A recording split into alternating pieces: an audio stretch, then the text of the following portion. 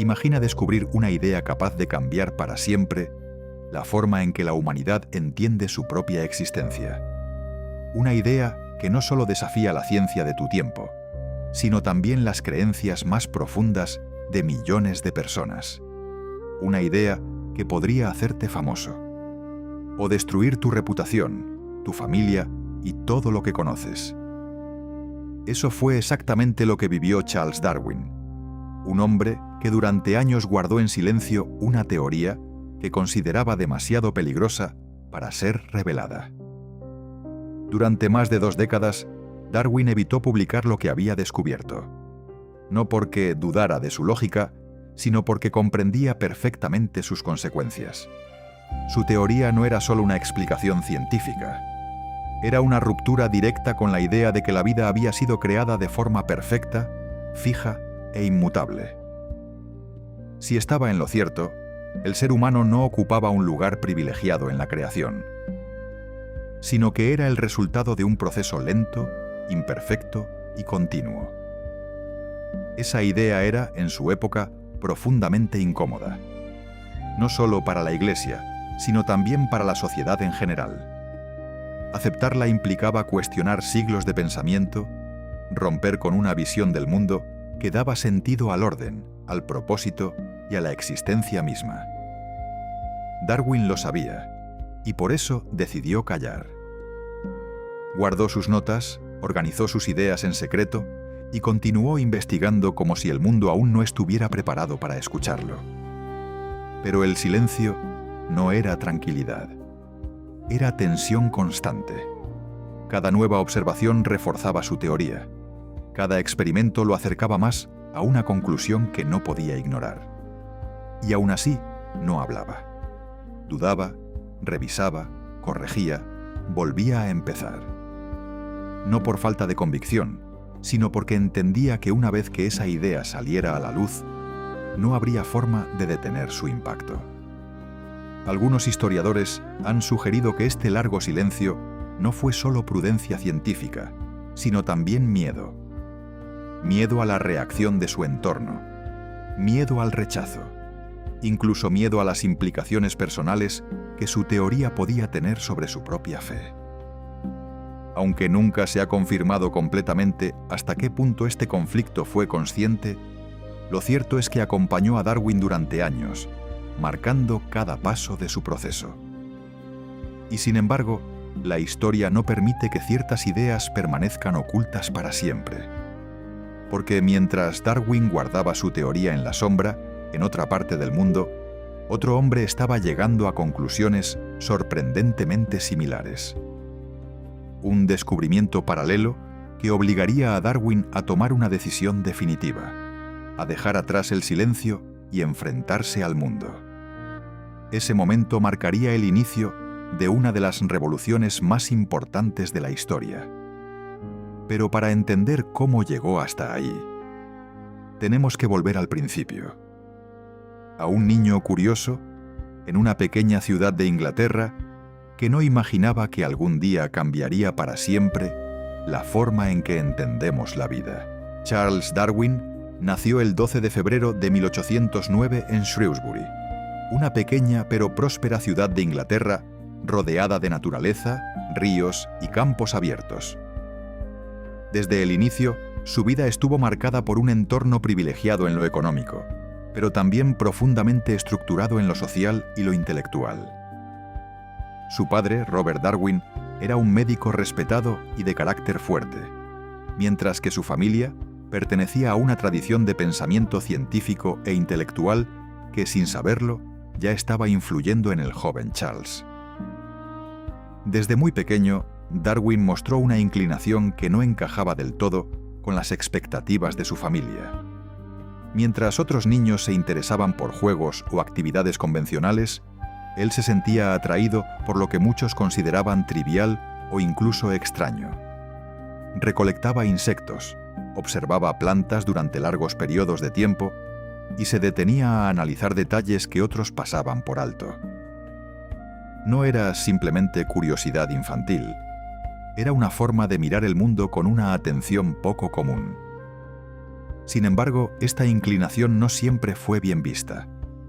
En su entorno se valoraban las profesiones formales, la disciplina académica tradicional y el éxito dentro de estructuras ya definidas. La idea de pasar horas recolectando escarabajos o clasificando objetos naturales no parecía tener un futuro claro. Su padre, preocupado por su rumbo, llegó a decirle en más de una ocasión que no sería nada en la vida si continuaba distraído con ese tipo de intereses.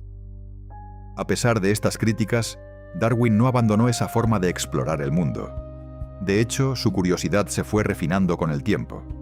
Comenzó a clasificar lo que encontraba, a comparar, a buscar patrones, aunque aún sin un método formal.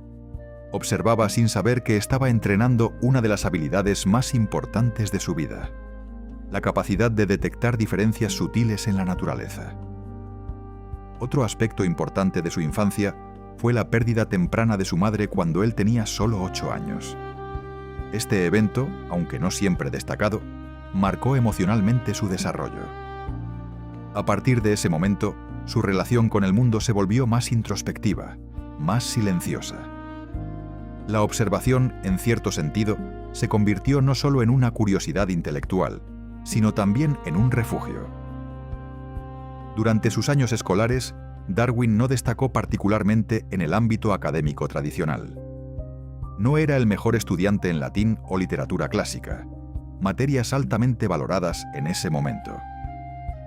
Sin embargo, fuera del aula, su aprendizaje era constante. Leía sobre historia natural, experimentaba por su cuenta y desarrollaba una comprensión intuitiva del entorno que no dependía de exámenes ni calificaciones. Este contraste entre su bajo rendimiento académico formal y su creciente capacidad de observación generaba una percepción equivocada sobre su potencial. Muchos lo veían como un joven sin dirección clara, alguien que no terminaba de encajar en los estándares de éxito de la época. Pero lo que no podían ver era que estaba desarrollando una forma de pensar completamente distinta. Una forma de pensar basada en la experiencia directa, en la observación sin prejuicios, en la conexión entre detalles aparentemente insignificantes. Sin saberlo, Darwin estaba construyendo las bases de lo que años después se convertiría en una de las teorías más influyentes de la historia. Pero en ese momento, solo era un joven que coleccionaba cosas que nadie más consideraba importantes. Y esa diferencia lo cambiaría todo. A medida que Charles Darwin crecía, la paciencia de su padre comenzaba a agotarse. Robert Darwin no era solo un médico exitoso. Era un hombre práctico, racional y profundamente convencido de que su hijo debía seguir un camino claro, estable y respetado. Para él no había espacio para dudas ni para intereses vagos.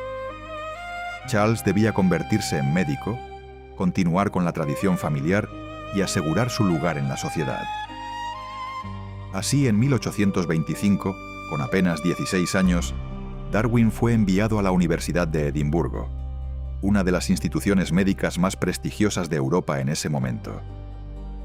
Sobre el papel, era una oportunidad extraordinaria, pero en la práctica fue el inicio de uno de los mayores conflictos internos de su vida. Desde el primer contacto con la medicina, Darwin sintió una desconexión profunda. Las clases no eran el problema, ni siquiera la complejidad del conocimiento. Lo que realmente lo perturbaba era la realidad del ejercicio médico en aquella época.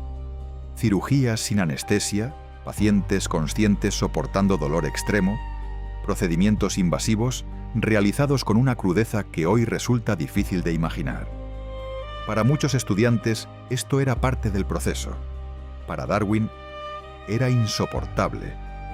Se dice que en más de una ocasión tuvo que abandonar la sala durante una operación, incapaz de soportar los gritos, la sangre, la brutalidad del procedimiento. No era falta de fortaleza, era una sensibilidad distinta, una forma de percibir el sufrimiento que chocaba directamente con la práctica médica del siglo XIX. Este rechazo no tardó en hacerse evidente. Mientras otros estudiantes avanzaban en su formación, Darwin comenzaba a distanciarse cada vez más del camino que su padre había elegido para él.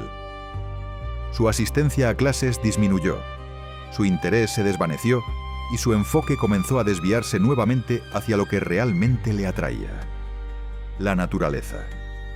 Durante su estancia en Edimburgo, Darwin empezó a pasar más tiempo fuera de las aulas que dentro de ellas. Se unió a grupos de estudio de historia natural, exploró la costa, recolectó muestras, observó organismos marinos. Fue en este periodo donde comenzó a tener contacto con ideas científicas más abiertas, incluso con teorías tempranas sobre el cambio de las especies, aunque aún sin profundizar completamente en ellas. Sin embargo, desde el punto de vista de su familia, esto era un fracaso. No estaba cumpliendo con su formación, no estaba avanzando hacia una profesión, no estaba demostrando el tipo de disciplina que se esperaba de él. Su padre lo veía con preocupación, incluso con frustración.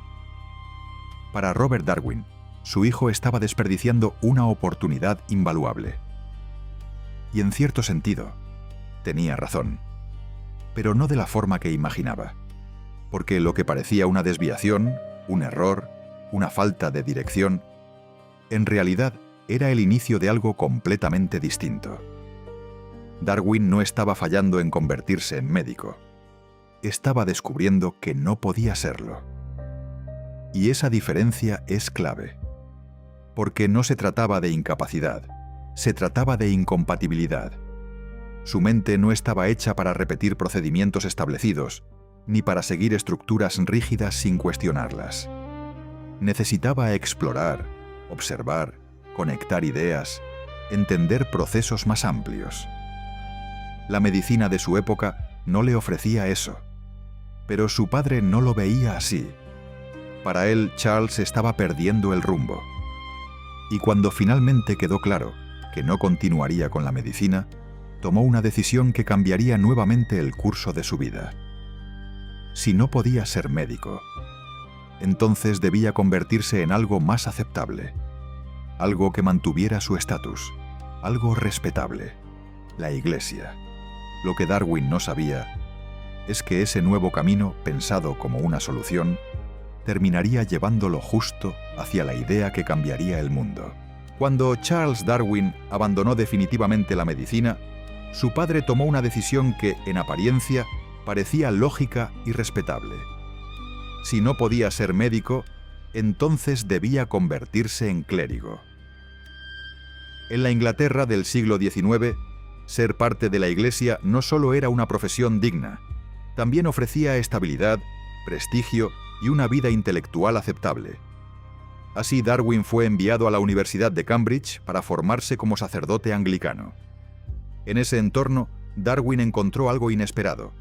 A diferencia de la medicina, Cambridge no lo enfrentaba con la crudeza de la realidad física, sino con una estructura intelectual que intentaba explicar el mundo desde el orden, la armonía y el diseño divino. Fue allí donde entró en contacto con las ideas de la teología natural, especialmente a través de las obras de William Paley, quien defendía que cada elemento de la naturaleza era prueba de una creación perfecta, diseñada con intención por un creador. Esta idea impactó profundamente a Darwin. La lógica parecía impecable. Si observabas un ojo, una planta, un animal, todo parecía tener una función, un propósito claro.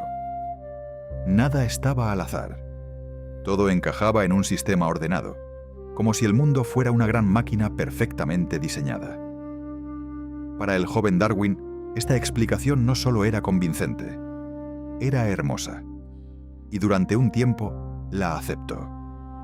Pero mientras estudiaba estas ideas, algo dentro de él no dejaba de moverse, porque su forma de aprender no era únicamente teórica. Darwin no podía quedarse solo con lo que leían los libros, necesitaba salir, observar, comparar. Y cuanto más se adentraba en la naturaleza real, más empezaba a notar pequeñas inconsistencias, detalles que no encajaban del todo con la idea de perfección, variaciones entre especies similares, pequeñas diferencias que no parecían tener un propósito claro. Imperfecciones. Al principio, estas observaciones no generaban una ruptura inmediata. No eran pruebas concluyentes, solo dudas sutiles. Pero esas dudas eran suficientes para incomodarlo, porque empezaban a abrir una grieta en una visión del mundo que hasta ese momento parecía completa. Y Darwin no era alguien que ignorara las grietas. Las observaba, las analizaba, las dejaba crecer. Durante su tiempo en Cambridge, también desarrolló relaciones que serían fundamentales para su futuro. Profesores y naturalistas comenzaron a notar su interés genuino por la naturaleza, su capacidad de observación, su entusiasmo por recolectar, clasificar y entender. Lo que antes parecía una distracción, empezaba a tomar forma como una habilidad. Pero aún no era suficiente. Darwin seguía en un punto intermedio, entre dos mundos. Por un lado, la idea de un universo ordenado, diseñado, perfecto. Por otro, la evidencia creciente de que la naturaleza no siempre seguía ese patrón. Y esa tensión no desaparecía, se acumulaba. Lo que hacía esta etapa aún más compleja es que Darwin no estaba buscando una revolución. No estaba intentando desafiar la religión, ni cuestionar el orden establecido.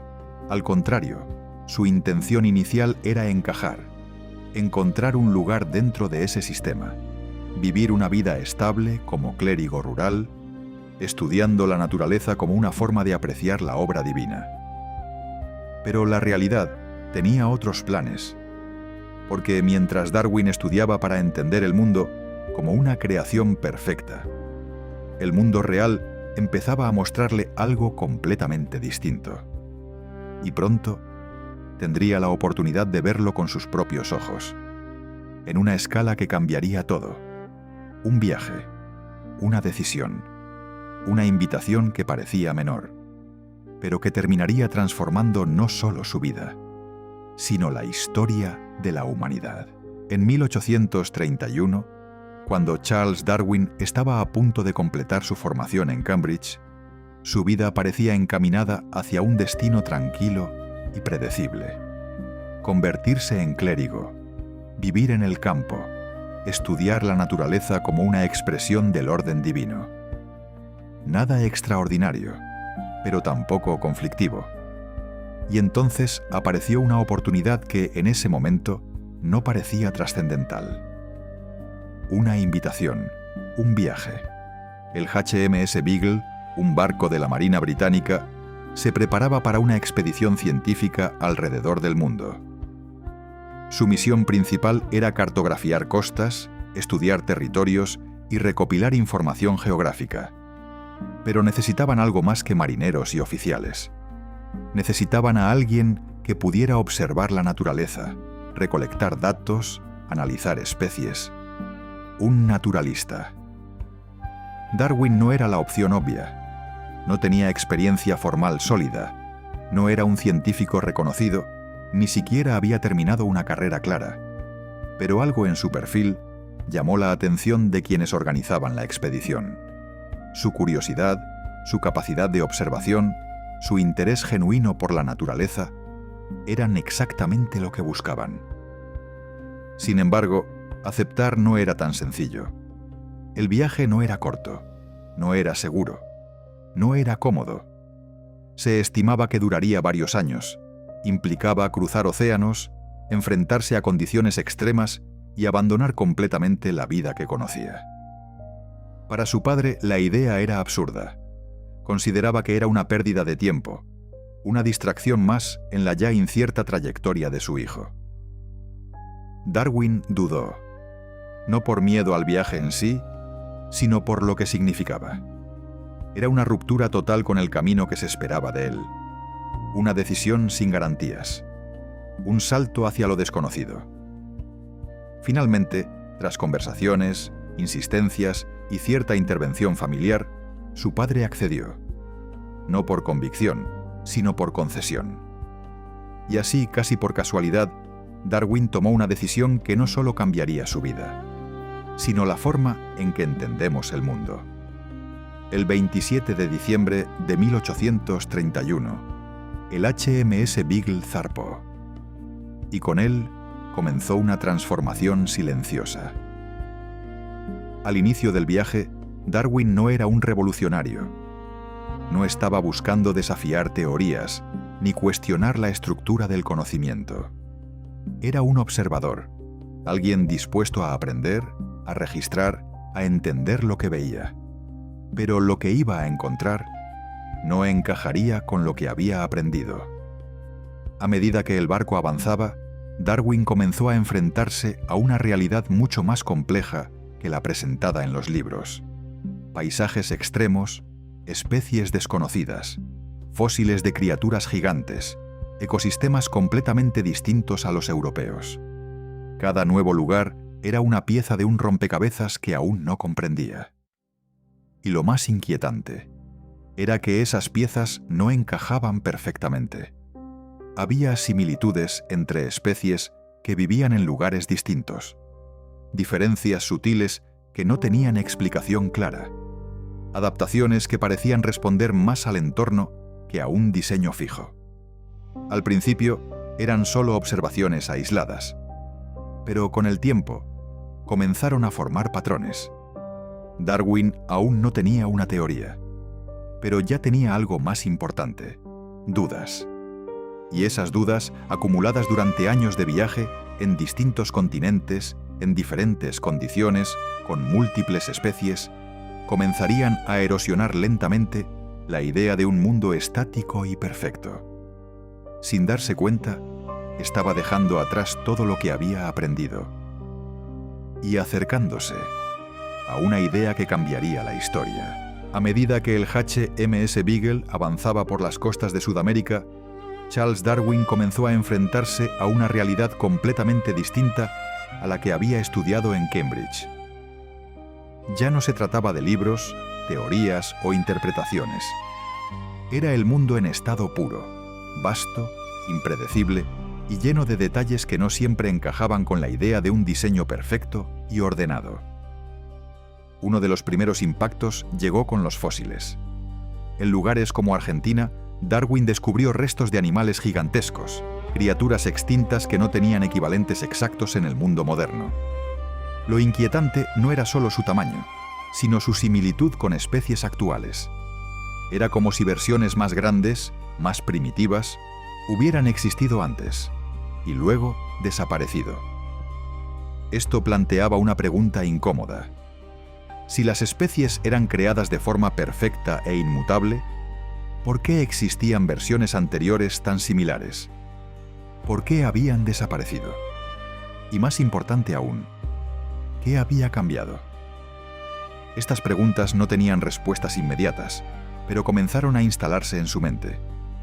No como conclusiones, sino como tensiones. Algo no encajaba del todo, y Darwin no era alguien que ignorara ese tipo de incomodidad intelectual.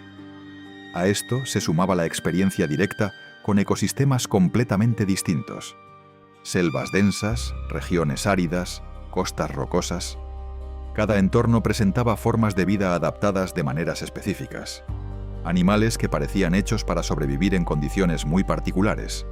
Plantas que respondían a climas extremos, estructuras biológicas que no podían entenderse sin considerar el entorno. Y ahí apareció una idea inicial. ¿Y si el entorno influía más de lo que se pensaba? ¿Y si las características de los seres vivos no eran solo producto de un diseño fijo, sino de una relación constante con el lugar donde vivían? Era una idea simple, pero profundamente disruptiva, porque implicaba que la naturaleza no era estática, que podía cambiar, que podía responder. A medida que el viaje continuaba, Darwin comenzó a notar patrones. No eran evidentes a simple vista, pero estaban ahí. Especies similares en regiones cercanas, variaciones graduales, diferencias que parecían responder a condiciones específicas. No era caos, pero tampoco era una perfección rígida. Era algo intermedio, algo dinámico, y eso lo desconcertaba, porque no encajaba con lo que había aprendido, pero tampoco podía descartarlo. La evidencia estaba frente a él, en cada paisaje, en cada especie, en cada observación. No era una teoría, aún. Pero era una acumulación de datos que comenzaba a presionar su forma de pensar. Y lo más importante era que no podía dejar de observar. Cada descubrimiento lo llevaba a otro. Cada respuesta parcial generaba nuevas preguntas. Su mente no encontraba descanso, no porque estuviera confundido, sino porque estaba empezando a ver el mundo de una forma distinta. Una forma más compleja, más real, más incómoda. Pero aún faltaba algo, una pieza clave, un lugar donde todas esas observaciones comenzarían a tomar forma, donde las diferencias dejarían de ser sutiles y se volverían imposibles de ignorar. Un conjunto de islas aisladas, donde la naturaleza parecía haber seguido sus propias reglas, y donde Darwin, sin saberlo, estaría a punto de dar el paso más importante de su vida. Cuando el HMS Beagle llegó a las Islas Galápagos en 1835, Charles Darwin no sabía que estaba a punto de encontrarse con el escenario más decisivo de toda su vida. A simple vista, las islas no parecían extraordinarias. Terrenos volcánicos, paisajes áridos, una vegetación escasa y condiciones que en muchos aspectos resultaban hostiles. No era el tipo de lugar que uno imaginaría como clave para una revolución científica, pero precisamente en esa aparente simplicidad se escondía algo profundamente revelador. Las Galápagos no eran solo un conjunto de islas, eran un sistema aislado, separado del continente, donde la vida había evolucionado bajo condiciones particulares. Y Darwin, con su forma de observar, comenzó a notar algo que otros habrían pasado por alto. Pequeñas diferencias, detalles sutiles, pero constantes. Uno de los ejemplos más conocidos, aunque en su momento no fue comprendido de inmediato, fueron los pinzones. A primera vista parecían aves similares, pero al analizarlas con más atención, Darwin notó variaciones en sus picos. Algunos eran más largos, otros más gruesos, otros más finos. Y lo más interesante, esas diferencias no eran aleatorias, estaban relacionadas con el entorno, con el tipo de alimento disponible en cada isla, con las condiciones específicas en las que vivían. Esto planteaba una posibilidad inquietante. ¿Y si esas aves no habían sido creadas como especies completamente distintas, sino que habían cambiado con el tiempo? La idea no era clara aún, pero estaba ahí, latente. Otro caso que llamó su atención fueron las tortugas gigantes. Los habitantes locales podían identificar de qué isla provenía una tortuga simplemente observando la forma de su caparazón. Algunas tenían un cuello más largo, otras una estructura más cerrada.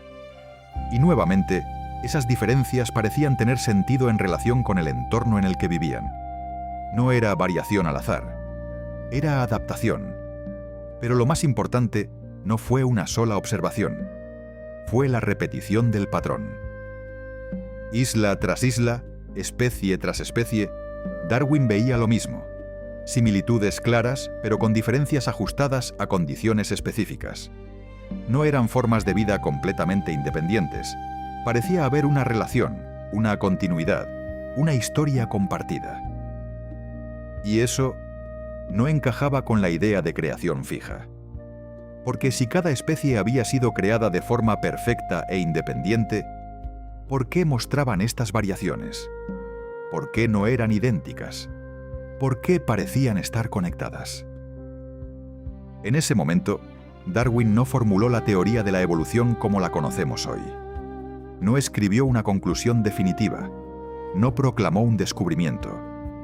De hecho, ni siquiera organizó correctamente algunos de los datos durante su estancia en las islas. Pero algo había cambiado, profundamente. Su forma de ver la naturaleza ya no era la misma. Las Galápagos no le dieron respuestas claras.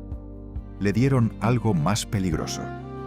Le dieron una dirección, una forma distinta de interpretar lo que veía. Porque por primera vez, la idea de que las especies podían cambiar, adaptarse, transformarse con el tiempo, dejó de ser una especulación vaga, y comenzó a aparecer una posibilidad real. Y eso lo cambió todo. Sin embargo, hay un detalle interesante que muchas veces se pasa por alto. Darwin no comprendió completamente la importancia de las Galápagos en el momento. No fue una revelación instantánea, fue un proceso lento, que tomaría forma con el tiempo, al regresar, al revisar sus notas, al comparar sus observaciones. Pero el punto de inflexión ya había ocurrido. Había visto suficiente. Había notado los patrones. Había sentido la incomodidad. Y esa combinación no podía ignorarse. Cuando el Beagle abandonó las islas, Darwin ya no era el mismo hombre que había llegado. No porque tuviera todas las respuestas, sino porque ahora tenía las preguntas correctas. Y esas preguntas lo perseguirían durante años, hasta convertirse en una teoría. Una teoría que cambiaría para siempre la forma en que entendemos la vida. Cuando Charles Darwin regresó a Inglaterra en 1836, después de casi 5 años a bordo del HMS Beagle, no volvió como un simple observador de la naturaleza. Volvió con una mente cargada de preguntas, con cuadernos llenos de anotaciones, dibujos, muestras y registros que, aunque aún no formaban una teoría clara, contenían algo mucho más importante. Evidencia. Durante el viaje, Darwin había estado demasiado ocupado observando, recolectando y registrando como para detenerse a construir una explicación completa. Pero ahora, en la tranquilidad de su entorno, lejos del movimiento constante del barco y del impacto inmediato de cada descubrimiento, comenzó a hacer algo distinto. Empezó a pensar, a revisar sus notas, a comparar, a conectar. Y fue en ese proceso donde algo empezó a tomar forma. Observaciones que antes parecían aisladas comenzaron a alinearse.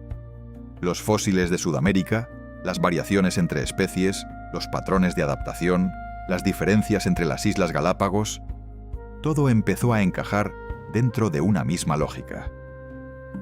Una lógica que no estaba en los libros, sino en la naturaleza misma. Darwin comenzó a notar que las especies no parecían ser entidades fijas, inmutables, como se había enseñado durante siglos. Más bien, mostraban signos de cambio, de variación, de respuesta al entorno.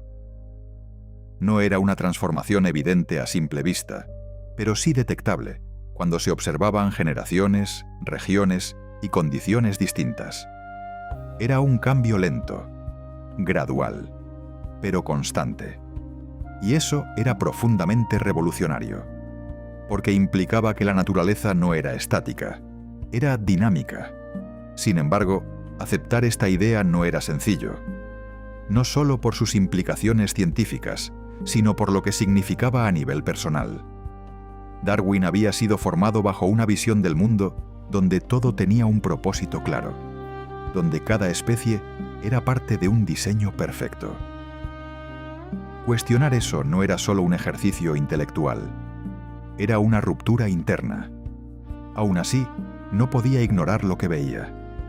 Cuanto más analizaba sus datos, más difícil era sostener la idea de una creación fija. Las similitudes entre especies cercanas, las diferencias adaptativas, la relación entre entorno y forma, todo apuntaba en una dirección que no podía explicar con las teorías existentes. Y entonces comenzó a formular una posibilidad. ¿Y si las especies no habían sido creadas tal como las conocemos hoy? ¿Y si habían cambiado con el tiempo? ¿Y si existía un proceso natural que explicaba esas variaciones? No era aún una teoría completa, pero era el inicio de algo mucho más grande. Darwin no se apresuró. No publicó, no anunció nada, no buscó validación inmediata. Al contrario, se volvió más meticuloso. Sabía que estaba entrando en terreno delicado, que cualquier afirmación debía estar respaldada con una cantidad abrumadora de evidencia. Y eso llevaría tiempo, años de estudio, de observación, de comparación. Pero lo más importante ya había ocurrido. Había cambiado su forma de ver el mundo. Ya no observaba la naturaleza como un conjunto de piezas estáticas, sino como un sistema en movimiento, en constante transformación. Cada especie, cada forma, cada detalle, podía ser el resultado de un proceso mucho más complejo de lo que se había imaginado. Y aunque aún no tenía todas las respuestas, ya no podía volver atrás. Porque una vez que ves un patrón, no puedes dejar de verlo. Y Darwin acababa de ver uno que cambiaría la historia. Durante los años posteriores a su regreso, Charles Darwin se sumergió en un proceso silencioso, casi obsesivo, de análisis y reflexión. Sus cuadernos comenzaron a llenarse no solo de observaciones, sino de preguntas más profundas, de intentos por encontrar una lógica que explicara lo que había visto en el viaje. Ya no se trataba de registrar la naturaleza, se trataba de entenderla. El punto de inflexión llegó cuando Darwin empezó a considerar una idea simple, pero radical. Dentro de cualquier especie existían variaciones. No todos los individuos eran idénticos. Algunos eran ligeramente más rápidos, otros más fuertes, otros mejor adaptados a ciertas condiciones. Estas diferencias, que antes podían parecer insignificantes, comenzaron a adquirir un nuevo significado. ¿Y si esas variaciones eran clave? ¿Y si no eran errores, sino ventajas? Darwin comenzó a pensar en términos de supervivencia. En la naturaleza, los recursos son limitados. No todos los individuos pueden sobrevivir. No todos pueden reproducirse. Entonces, aquellos que poseen características más adecuadas para su entorno tendrían más probabilidades de sobrevivir y transmitir esas características a la siguiente generación. No era un proceso consciente. No había intención. No había diseño. Era selección. Natural. La idea era tan poderosa como inquietante, porque eliminaba la necesidad de un diseño perfecto en cada especie. En lugar de eso, proponía un proceso continuo, donde las formas de vida se moldeaban lentamente a lo largo del tiempo, respondiendo a condiciones específicas, acumulando cambios pequeños pero significativos. Darwin no llegó a esta conclusión de forma aislada. La lectura de economistas como Thomas Malthus influyó en su pensamiento, especialmente la idea de que las poblaciones tienden a crecer más rápido que los recursos disponibles. Esta presión constante generaba competencia, y en esa competencia se definía quién sobrevivía. Fue entonces cuando todo comenzó a encajar. Las variaciones observadas en las Galápagos, los fósiles en Sudamérica, las diferencias entre especies cercanas, las adaptaciones al entorno. Todo podía explicarse bajo un mismo principio, un principio simple pero universal, la selección natural. Sin embargo, comprender esta idea no fue un momento de celebración para Darwin. Fue, en muchos sentidos, un momento de inquietud, porque entendía perfectamente lo que implicaba, no solo para la biología, sino para la forma en que el ser humano se percibía a sí mismo. Si la teoría era correcta, el ser humano no era una creación especial, era parte del mismo proceso, sujeto a las mismas leyes, a las mismas condiciones, a la misma evolución, y eso cambiaba todo. Darwin no escribió inmediatamente sobre ello. No publicó, no anunció su descubrimiento. Al contrario, se volvió aún más cauteloso. Sabía que una idea así no podía presentarse sin una base sólida, sin una estructura clara, sin evidencia suficiente para resistir el escrutinio. Durante años, siguió investigando, recopilando datos, criando especies, estudiando variaciones. Cada pequeño experimento, cada observación adicional, reforzaba su convicción. Pero también aumentaba el peso de lo que estaba a punto de decir. No era solo una teoría. Era una nueva forma de entender la vida. Y aunque aún no lo sabía, el momento de compartirla se acercaba. A medida que Charles Darwin profundizaba en su teoría de la selección natural, su conflicto dejó de ser únicamente intelectual. Ya no se trataba solo de entender la naturaleza, sino de enfrentarse a las implicaciones personales de lo que estaba descubriendo. Porque cada nueva conclusión no solo cuestionaba ideas científicas, también desafiaba creencias profundamente arraigadas. Darwin había sido formado dentro de una visión del mundo donde la naturaleza era una expresión directa de un diseño divino. La teología natural, que había estudiado en Cambridge, sostenía que cada ser vivo existía con un propósito claro, que todo encajaba dentro de un orden perfecto. Y durante años, él mismo había encontrado belleza en esa idea.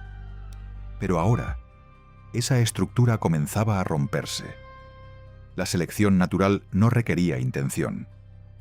No necesitaba un diseñador consciente. No implicaba perfección. Era un proceso frío, gradual, basado en variaciones y en la supervivencia diferencial. Y aunque esa explicación encajaba mejor con la evidencia, también eliminaba algo fundamental: la idea de un orden absoluto y predefinido. Esto generó en Darwin una tensión constante. No era un hombre impulsivo ni radical. No buscaba confrontar la religión, ni provocar una crisis en la sociedad.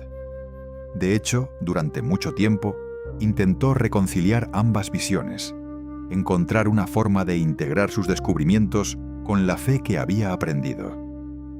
Pero cada intento resultaba más difícil, porque cuanto más profundizaba en la evidencia, más claro se volvía que la naturaleza no funcionaba bajo principios de perfección estática. Había imperfección, adaptación, cambio, extinción. Había un dinamismo que no encajaba con la idea de una creación fija e inmutable. Y esto no era solo un problema teórico, era personal. Darwin no estaba aislado del mundo. Tenía una familia, una esposa profundamente religiosa, un entorno social donde la fe era parte central de la identidad. Publicar su teoría no solo implicaba un debate académico, implicaba una posible ruptura con su círculo más cercano. Algunos historiadores han señalado que este conflicto se intensificó tras la muerte de su hija Annie, un evento que marcó profundamente su vida. Aunque no se puede afirmar con certeza que este hecho definiera su postura, sí parece haber reforzado su distanciamiento de ciertas creencias tradicionales, llevándolo a una visión más incierta, más abierta, pero también más solitaria. Darwin no se convirtió en un enemigo de la religión, pero dejó de encontrar respuestas en ella, y eso lo dejó en un terreno difícil de habitar, porque tenía una teoría cada vez más sólida, pero también una creciente conciencia de sus consecuencias. No solo para él, sino para la sociedad. Sabía que su idea podía ser malinterpretada, rechazada, incluso atacada. Sabía que estaba tocando uno de los pilares más sensibles del pensamiento humano. Y aún así, no podía ignorarla. Este conflicto no se resolvió rápidamente. No hubo un momento claro donde Darwin eligiera un lado y abandonara el otro. Fue un proceso lento, lleno de dudas, de revisiones, de silencios. Durante años mantuvo su teoría en privado, compartiéndola solo con algunos colegas de confianza, buscando validación, pero también comprensión. Era como si estuviera esperando el momento adecuado, esperando estar completamente seguro, esperando o quizás evitando. Porque en el fondo, Darwin entendía algo fundamental. Una vez que dijera lo que sabía, el mundo ya no sería el mismo, y él tampoco. Después de formular la base de su teoría, Charles Darwin tomó una decisión que, vista desde fuera, resulta difícil de entender. No publicó, no anunció su descubrimiento, no buscó reconocimiento inmediato. En lugar de eso, eligió el silencio, un silencio que no duraría semanas ni meses, sino años. No era falta de convicción, era exceso de conciencia. Darwin entendía perfectamente el peso de lo que estaba a punto de decir. no se trataba solo de proponer una nueva idea científica, sino de cuestionar directamente una forma de entender la vida que llevaba siglos establecida. Publicar sin pruebas sólidas habría sido un error, pero incluso con evidencia, el impacto sería inevitable. Durante este periodo, su vida se volvió aparentemente tranquila, pero internamente era todo lo contrario. Instalado en su casa de campo en Down House, Darwin dedicaba sus días a observar, experimentar y escribir.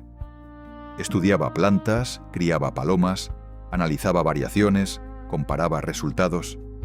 Cada pequeño experimento era una pieza más en un rompecabezas que ya empezaba a ver con claridad. Pero no le bastaba. Necesitaba certeza. Una certeza que en ciencia rara vez es absoluta. Y eso lo mantenía en un estado constante de revisión. Escribía capítulos enteros, los corregía, los descartaba, los volvía a escribir. Su teoría crecía, se fortalecía, pero también se volvía más compleja. Ya no era una simple intuición, era un sistema que debía sostenerse frente a cualquier crítica. Algunos de sus amigos más cercanos conocían partes de su trabajo. Compartía ideas, recibía comentarios, discutía conceptos, pero siempre con cautela. No era un secreto absoluto, pero tampoco era público. Era una especie de conocimiento en espera, contenido por decisión propia. Este periodo también estuvo marcado por su salud. Darwin sufría episodios recurrentes de malestar, fatiga, problemas digestivos y nerviosos que lo acompañaron durante gran parte de su vida adulta. Algunos han interpretado estos síntomas como una posible manifestación física del estrés constante en el que vivía, una mente activa, exigente, que nunca se detenía. El silencio no era descanso, era presión acumulada. Y a pesar de todo, Darwin seguía avanzando. No hacia la publicación inmediata, sino hacia una comprensión cada vez más profunda. Sabía que cuando hablara, tendría que hacerlo con una base tan sólida que fuera imposible ignorarla. No buscaba convencer a todos, pero sí construir algo que resistiera el tiempo. Lo más interesante de esta etapa es que Darwin no estaba paralizado. Estaba preparando. Cada año de silencio no era un retroceso, era una inversión. Una forma de asegurarse de que su teoría no fuera solo provocadora, sino también irrefutable en su lógica. Y eso requería paciencia, disciplina y una capacidad poco común de resistir la tentación de hablar antes de tiempo. Pero la historia no siempre permite ese tipo de control.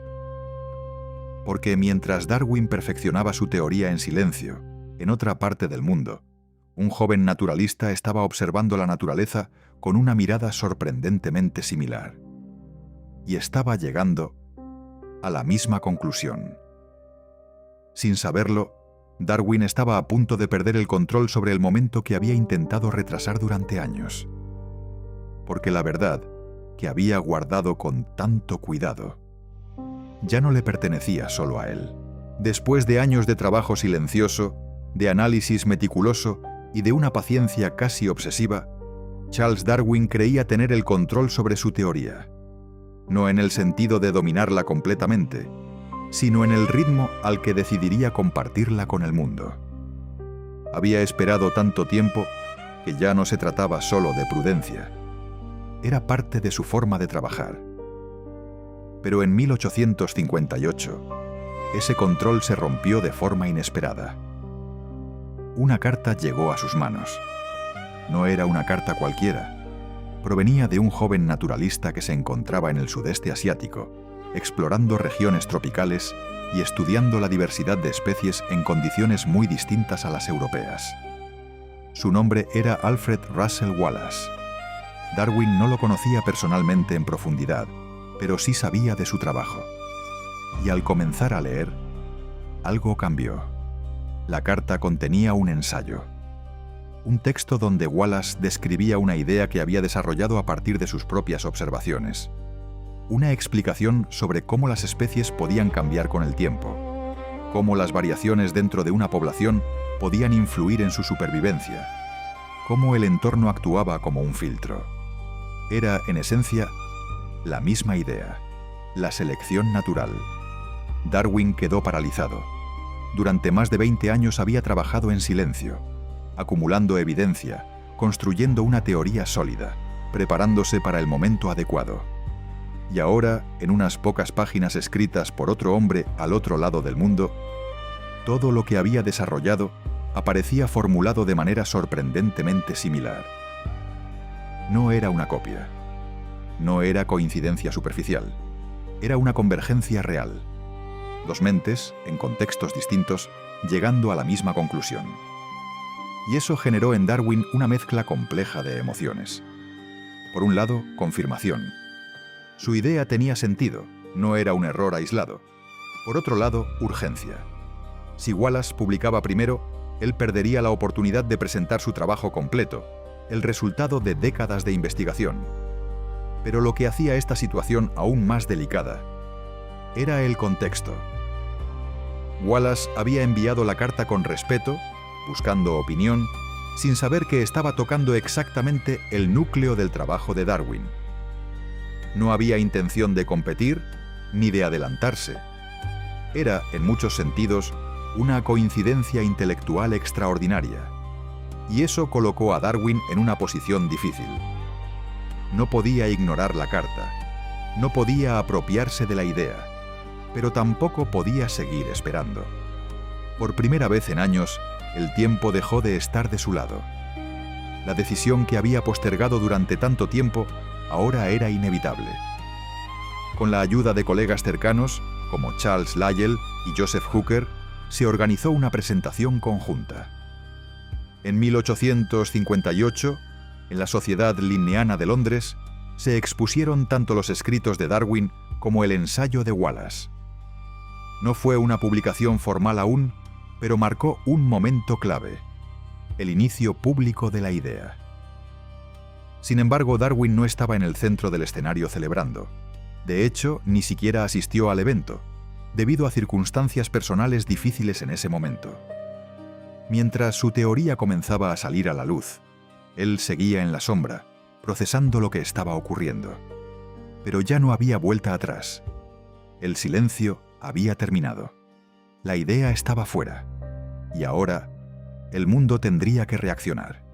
Lo que vendría después no sería calma, sería impacto, debate, rechazo, fascinación.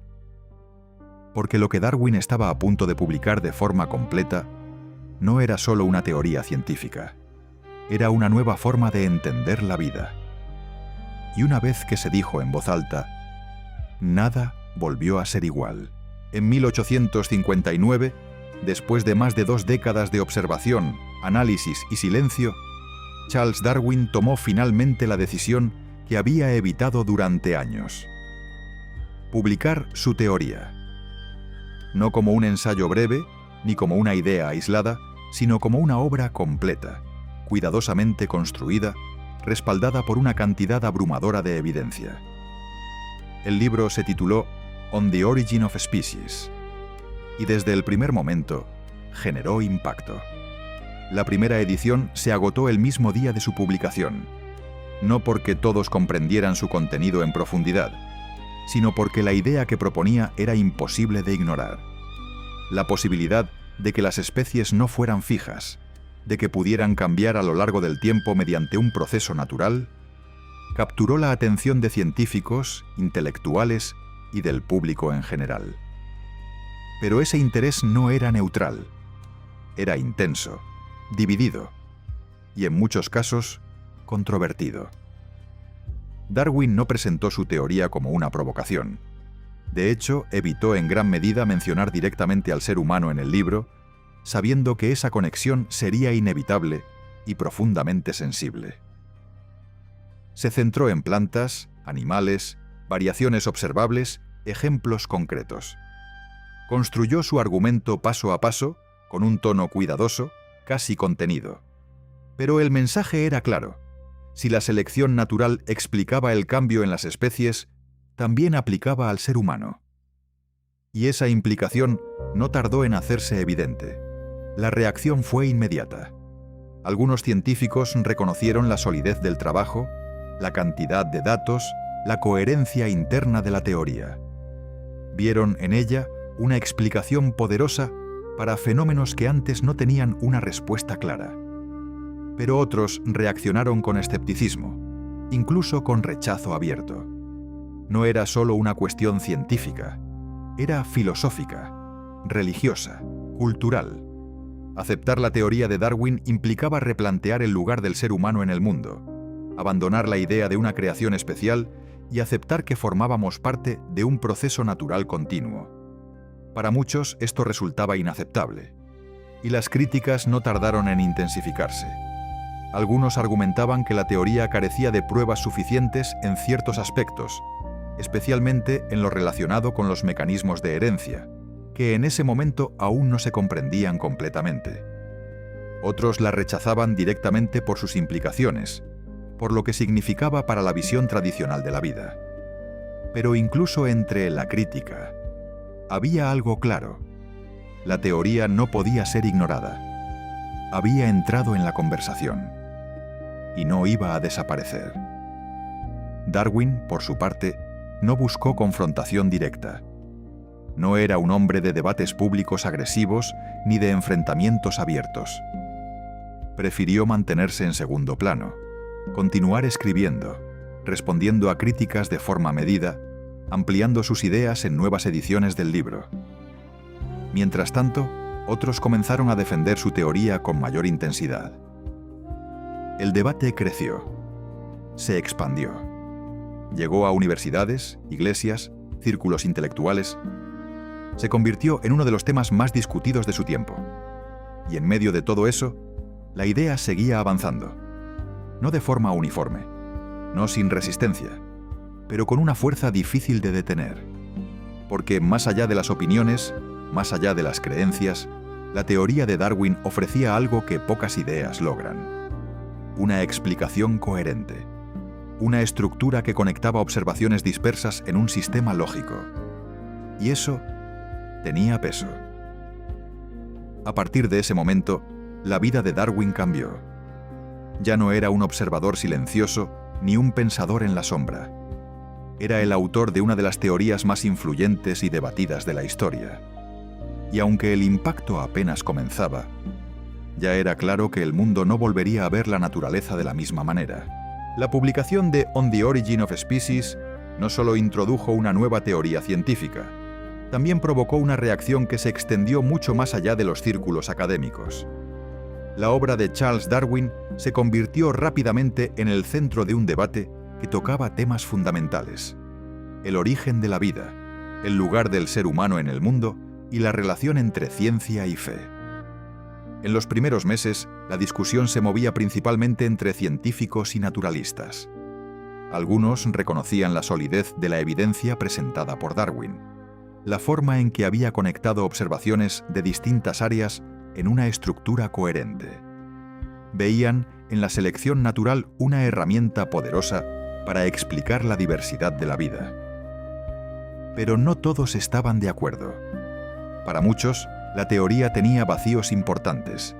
El mecanismo de herencia, por ejemplo, no estaba completamente explicado. ¿Cómo se transmitían exactamente esas variaciones? ¿Cómo se conservaban ciertos rasgos a lo largo de generaciones? Estas preguntas generaban dudas legítimas dentro de la comunidad científica. Sin embargo, el debate no se mantuvo solo en el ámbito técnico. Rápidamente, se volvió público. La prensa comenzó a hablar del libro, las ideas se difundieron, las interpretaciones se multiplicaron, y con esa difusión llegó la controversia. Porque más allá de los detalles científicos, lo que realmente impactaba era la implicación central. El ser humano no era una creación aparte, era parte del mismo proceso. Y esa idea chocaba directamente con la visión tradicional sostenida por la Iglesia y por gran parte de la sociedad. No era solo una diferencia de opinión, era una confrontación entre dos formas de entender la realidad. Por un lado, una explicación basada en evidencia, en observación, en procesos naturales. Por otro, una visión basada en tradición, en interpretación religiosa, en una estructura de significado que había dado forma al pensamiento durante siglos. Este choque se hizo especialmente visible en debates públicos, como el famoso enfrentamiento en Oxford en 1860, donde figuras como Thomas Huxley defendieron las ideas de Darwin frente a representantes de la Iglesia. Aunque Darwin no participó directamente, su teoría estaba en el centro de la discusión. Y las posiciones eran claras. No había neutralidad. Algunos defendían la teoría con convicción, viendo en ella un avance necesario en el conocimiento. Otros la rechazaban con igual intensidad, considerándola una amenaza a valores fundamentales. Entre ambos extremos había quienes intentaban encontrar puntos de conciliación, formas de integrar ambas visiones. Pero no era sencillo, porque la teoría de Darwin no era fácilmente adaptable a las estructuras existentes. No ofrecía una narrativa cómoda. No reforzaba certezas previas. Las cuestionaba. Y eso generaba resistencia. Aún así, a pesar de la crítica, del rechazo y de la división, la idea seguía avanzando. No porque fuera impuesta, sino porque continuaba siendo discutida, analizada, puesta a prueba. Y en ese proceso comenzaba a consolidarse, no como una verdad absoluta, pero sí como una explicación cada vez más difícil de descartar. Darwin, mientras tanto, observaba este proceso desde cierta distancia. No buscaba protagonismo en el debate público, no respondía a cada crítica, no intentaba imponer su visión. Su enfoque seguía siendo el mismo: evidencia, análisis, tiempo. Y con cada nueva edición de su libro, con cada respuesta a las críticas, con cada ajuste en su teoría, demostraba algo importante: que su idea no era rígida. Era capaz de evolucionar, como aquello que intentaba explicar. Y mientras el mundo discutía, se dividía y trataba de entender, la teoría de Darwin comenzaba a hacer algo más profundo. Comenzaba a cambiar la forma en que pensamos. Con el paso de los años, la teoría de Charles Darwin dejó de ser solo un tema de debate científico para convertirse en algo mucho más profundo. No era simplemente una explicación sobre cómo cambian las especies. Era una nueva forma de entender la vida, el tiempo, el cambio y el lugar del ser humano dentro de todo eso. Hasta ese momento, la mayoría de las personas veía el mundo como una estructura fija. Las especies eran lo que eran desde el inicio. El orden natural era estable, y el ser humano ocupaba una posición especial dentro de ese sistema. Todo tenía un propósito claro, definido desde el principio. Pero la teoría de Darwin introducía algo completamente distinto: movimiento, transformación, tiempo profundo. La idea de que la vida no es estática, sino un proceso en constante cambio, alteró la forma en que se interpretaban no solo los seres vivos, sino también la historia del planeta. Ya no se trataba de miles de años, sino de millones. Ya no se trataba de formas perfectas, sino de procesos adaptativos, y eso redefinía todo. La biología cambió por completo. Conceptos como adaptación, variación y selección comenzaron a integrarse en el estudio de los seres vivos. La clasificación de especies dejó de ser una simple organización visual para convertirse en una reconstrucción de relaciones, de linajes, de historias compartidas. Pero el impacto no se detuvo ahí. La filosofía también se vio afectada. Porque si el ser humano era el resultado de un proceso natural, entonces muchas de las preguntas tradicionales sobre identidad, propósito y origen debían replantearse. ¿Qué significa ser humano en un mundo donde no somos una excepción, sino una continuidad? Esta idea generó nuevas corrientes de pensamiento, algunas que intentaban integrar la teoría con visiones existentes, y otras que la llevaban a conclusiones más radicales. No todas estas interpretaciones fueron correctas, y algunas incluso distorsionaron el sentido original de la teoría. Pero el cambio ya estaba en marcha. Incluso en áreas como la psicología y la sociología, comenzaron a aparecer enfoques que consideraban la evolución como un factor clave para entender el comportamiento humano. La idea de que ciertas conductas podían tener raíces adaptativas abrió nuevas líneas de investigación. Sin embargo, este proceso no fue uniforme. No todos aceptaron el cambio al mismo ritmo. No todas las disciplinas lo integraron de la misma manera. Pero la influencia era innegable. Y con el tiempo, la teoría de Darwin comenzó a consolidarse como uno de los pilares fundamentales del pensamiento moderno. No porque resolviera todas las preguntas, sino porque ofrecía un marco coherente para plantearlas de una forma distinta. Lo más interesante es que esta revolución no fue inmediata, fue gradual, como la propia evolución que describía. Cada generación fue incorporando la idea, ajustándola, ampliándola, combinándola con nuevos descubrimientos. Y en ese proceso, la teoría original de Darwin no solo se mantuvo relevante, se volvió más fuerte. Porque con el avance de la genética, especialmente con el trabajo de científicos posteriores, se logró explicar aquello que Darwin no pudo en su momento: el mecanismo de herencia. Esto permitió integrar la selección natural con una base molecular, consolidando lo que hoy conocemos como la síntesis moderna de la evolución. Pero más allá de los detalles técnicos, lo que realmente cambió fue la perspectiva, la forma en que observamos el mundo, la manera en que entendemos la vida. Darwin no solo propuso una teoría, propuso una forma de mirar, una forma de ver conexiones donde antes había separación, de entender procesos donde antes había certezas fijas. Y esa forma de pensar sigue presente hoy, en cada disciplina que busca comprender sistemas complejos, relaciones dinámicas, cambios a largo plazo.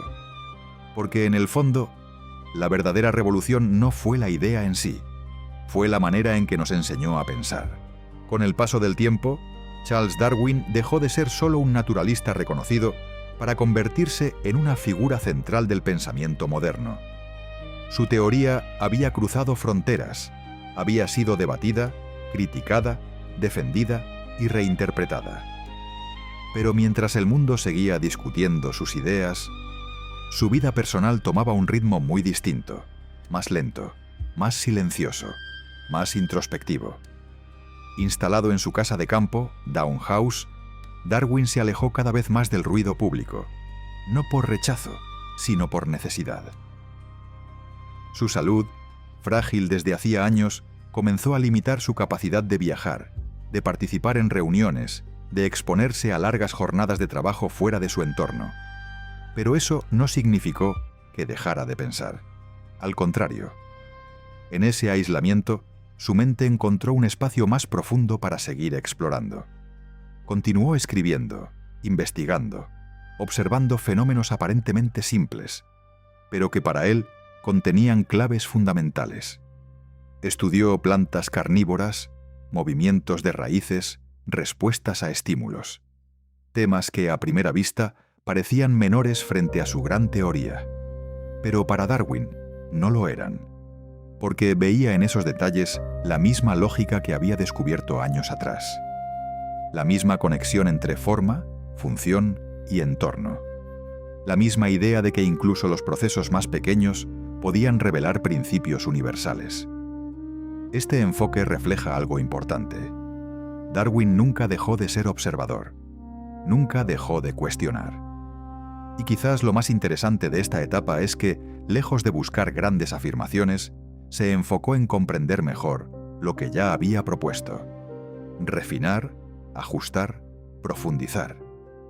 No necesitaba revolucionar nuevamente el pensamiento. Ya lo había hecho. Ahora buscaba entenderlo mejor. A nivel personal, esta etapa también estuvo marcada por la cercanía familiar. Su esposa Emma y sus hijos formaban parte de su día a día, y aunque su trabajo seguía siendo una prioridad, su entorno se volvió más contenido, más estable.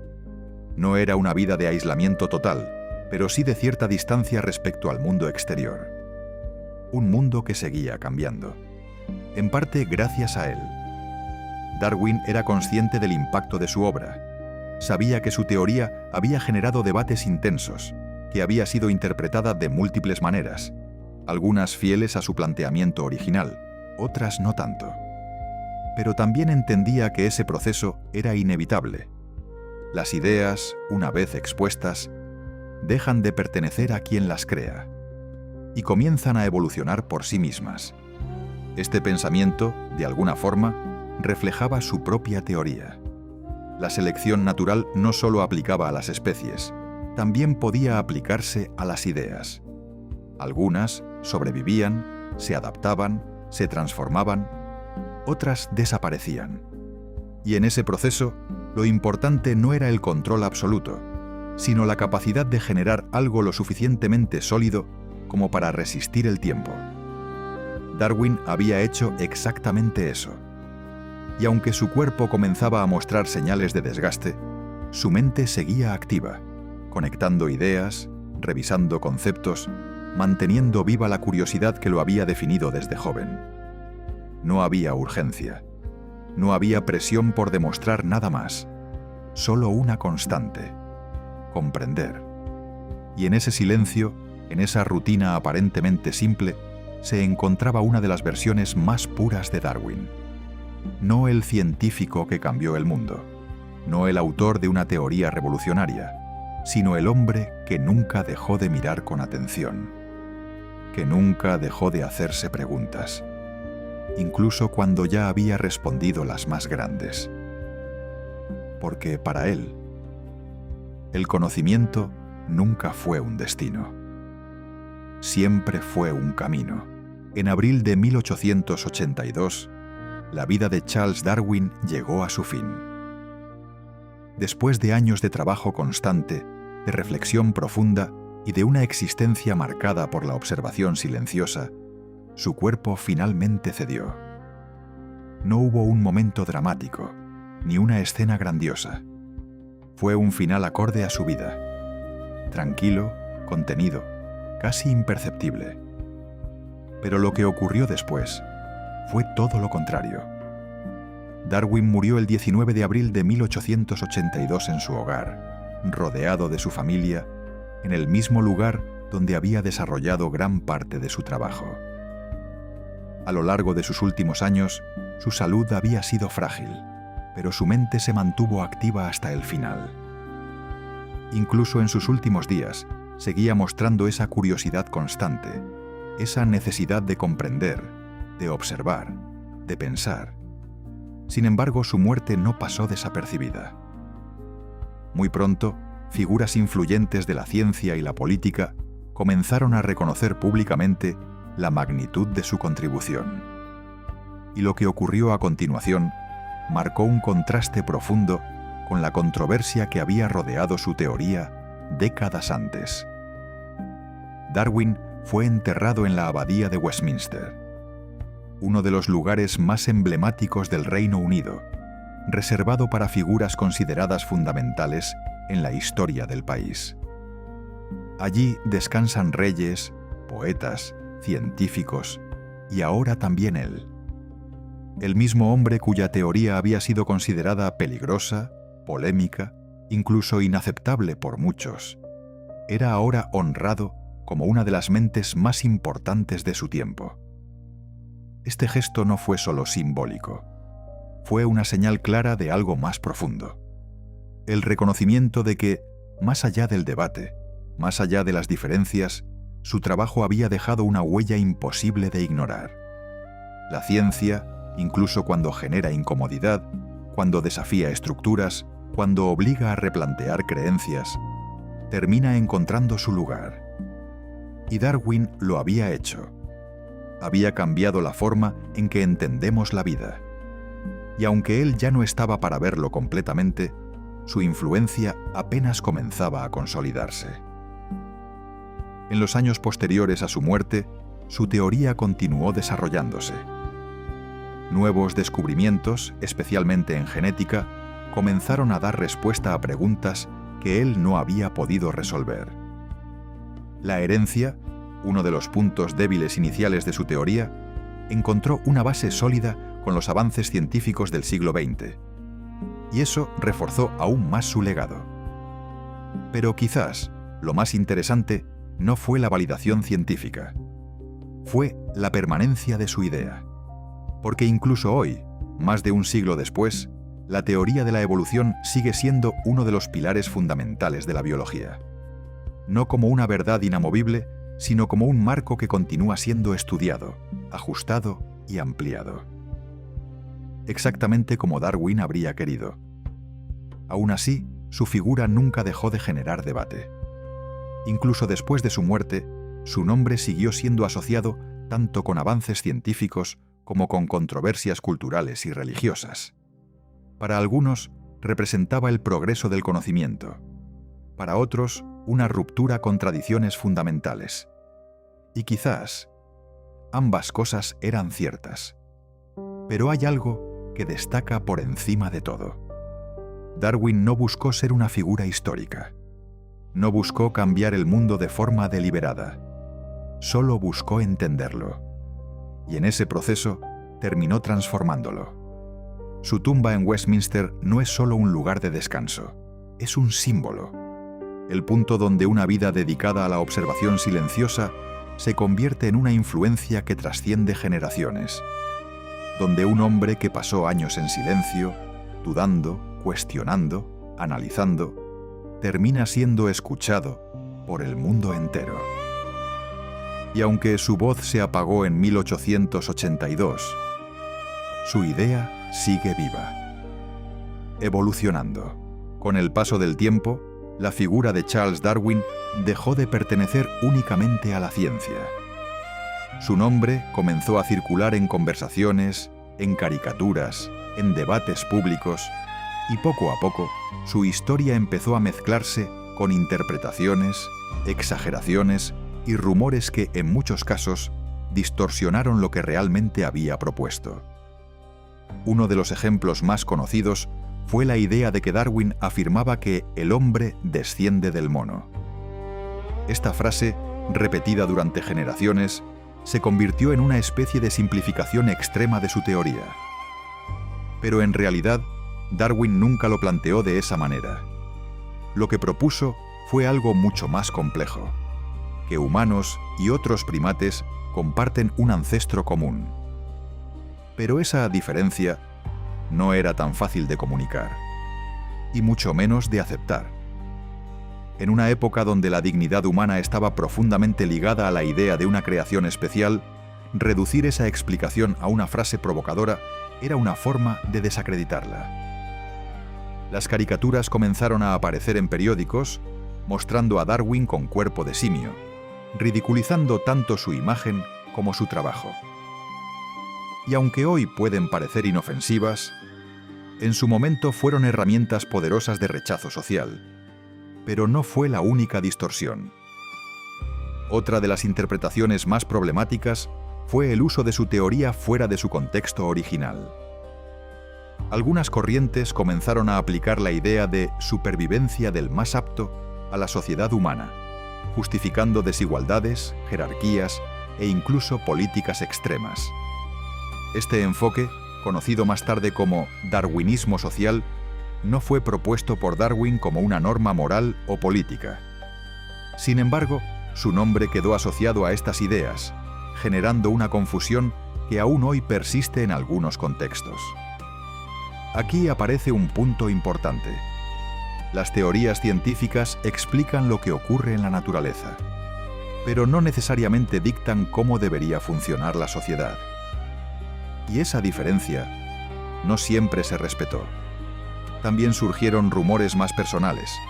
Algunos cuestionaban su carácter, su fe, incluso su honestidad intelectual. Se decía que había ocultado información, que había evitado deliberadamente ciertos temas, que había actuado con exceso de cautela por miedo a la reacción pública. Y aunque parte de su prudencia está documentada, muchas de estas interpretaciones exageraban o simplificaban su comportamiento. Incluso en torno a su salud se generaron especulaciones. Sus constantes problemas físicos, su tendencia al aislamiento, su rechazo a los debates públicos, fueron interpretados por algunos como debilidad, por otros como una señal de conflicto interno más profundo. Pero la realidad, como suele ocurrir, era más compleja.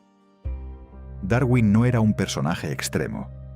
No era ni un provocador radical ni un científico completamente aislado. Era un hombre que dudaba, que revisaba, que pensaba antes de hablar.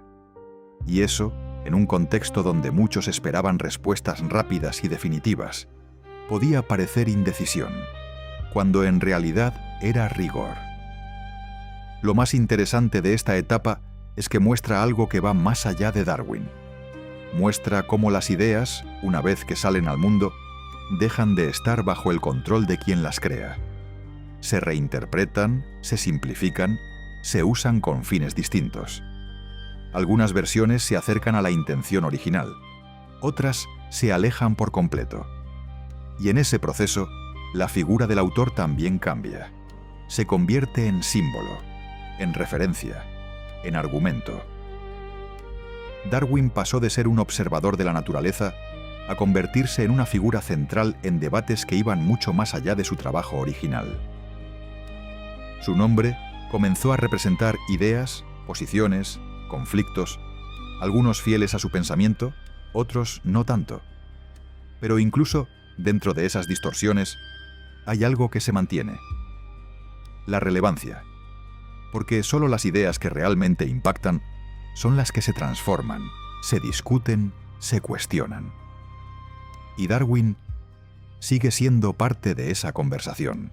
Más de un siglo después de su muerte, Charles Darwin no pertenece únicamente al pasado.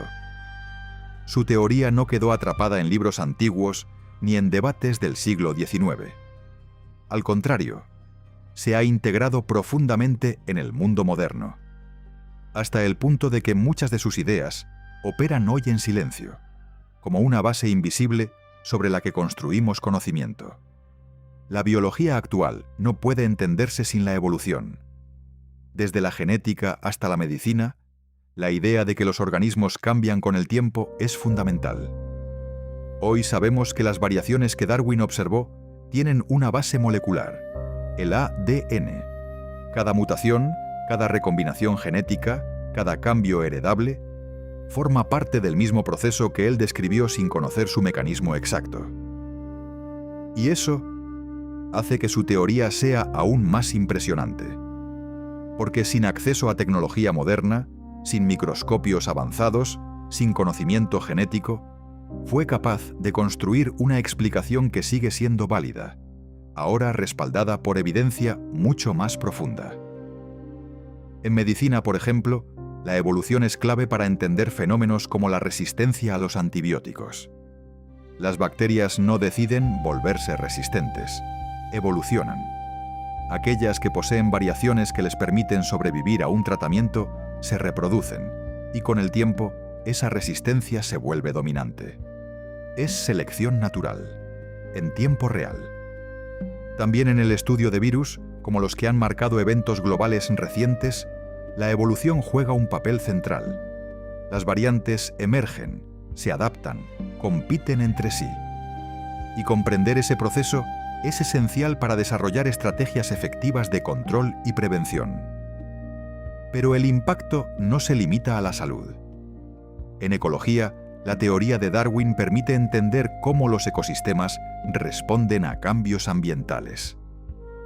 La pérdida de biodiversidad, el cambio climático, la introducción de especies invasoras, todos estos fenómenos pueden analizarse desde una perspectiva evolutiva. ¿Qué especies se adaptan? ¿Cuáles desaparecen? ¿Por qué algunas sobreviven y otras no? Las respuestas siguen el mismo principio. Incluso en campos que parecen alejados de la biología, como la inteligencia artificial, encontramos conceptos inspirados en la evolución. Algoritmos que aprenden a través de procesos similares a la selección natural, donde múltiples soluciones compiten y las más eficientes se conservan. No es evolución biológica, pero sí evolución conceptual. Esto muestra algo importante.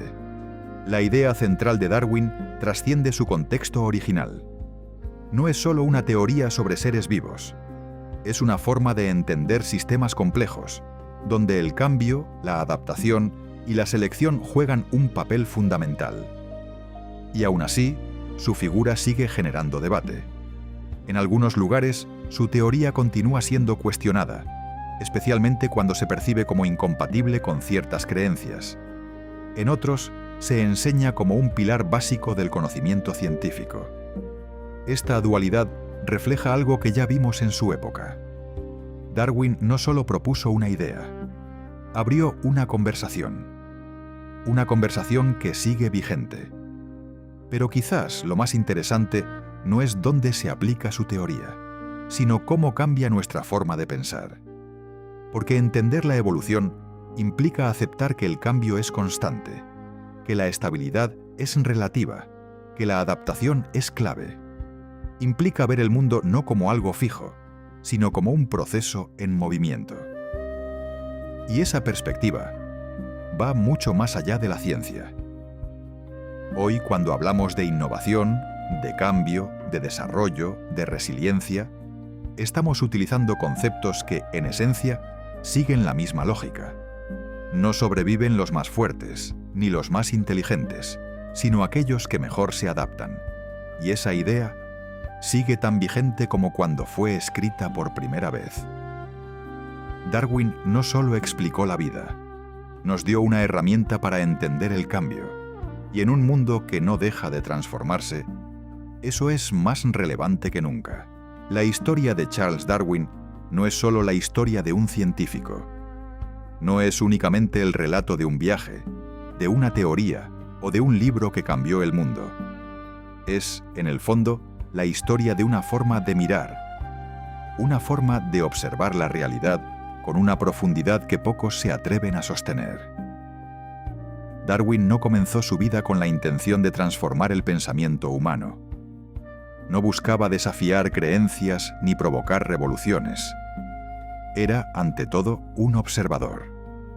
Alguien que se detenía en los detalles, que encontraba preguntas donde otros veían respuestas, que dudaba incluso cuando parecía haber claridad. Y fue precisamente esa duda la que lo llevó más lejos que cualquier certeza. A lo largo de su vida, enfrentó algo que muchos evitan: la posibilidad de que lo que creemos comprender no sea suficiente. La incomodidad de descubrir que las respuestas heredadas pueden no explicar completamente el mundo que tenemos delante. Y en lugar de apartarse, eligió profundizar.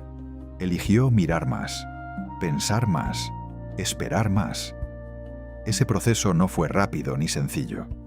Fueron años de silencio, de revisión, de conflicto interno, de una paciencia que hoy resulta casi imposible de imaginar. Pero en ese tiempo, Darwin construyó algo que no dependía de la inmediatez. Construyó una idea capaz de sostenerse, de crecer, de evolucionar. Y cuando finalmente la compartió, no solo ofreció una explicación sobre el origen de las especies, ofreció una nueva perspectiva sobre el cambio, sobre la conexión entre todos los seres vivos, sobre el tiempo como un elemento esencial para comprender la vida. Una perspectiva que, incluso hoy, sigue expandiéndose. Pero quizás lo más importante no es lo que Darwin descubrió, es lo que nos enseñó a hacer: observar sin asumir, cuestionar sin miedo, aceptar que el conocimiento no es un punto de llegada, sino un proceso continuo. Porque en un mundo donde todo cambia, donde las respuestas se transforman, donde las certezas se revisan, la capacidad de adaptarse, de aprender, de ajustar nuestra comprensión, se vuelve fundamental. Y en eso, todos somos parte del mismo proceso que él describió. La evolución no es solo biológica, también es intelectual, también es personal. Cada idea que revisamos, cada creencia que cuestionamos, cada nueva forma de entender lo que nos rodea, es parte de ese mismo movimiento que Darwin observó en la naturaleza. Un movimiento constante, silencioso, imparable. Hoy, más de un siglo después, su figura sigue presente. No solo en libros, en teorías o en instituciones científicas, sino en la forma en que pensamos, en cómo entendemos el cambio, en cómo interpretamos la vida. Y aún así, Darwin nunca tuvo todas las respuestas.